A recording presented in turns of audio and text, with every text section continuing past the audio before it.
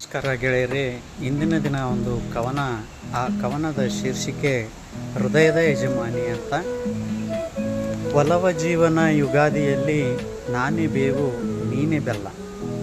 ಸುಖ ಸಂತೋಷದ ಹಾದಿಯಲ್ಲಿ ಬೇವಿನ ಕಹಿ ಬೆಲ್ಲದ ಸಿಹಿ ಇಲ್ಲಿ ಉಂಟು.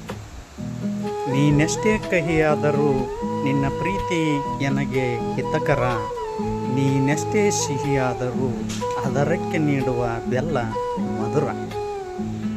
ಮಾವು ಬೇವಿನ ಚಿಗುರಿನಂತೆ ನಿನ್ನ ನಗು ನನಗೆ ಸುಮಧುರ. ಹಳೆ ಬೇರಿಗೆ ಹೊಸ ಚಿಗುರಿನಂತೆ, ಹಳೆ ಬೇರಿಗೆ ಹೊಸ ಚಿಗುರಿನಂತೆ ನಮ್ಮ ಪ್ರೀತಿ ನವ ಸಂವತ್ಸರ.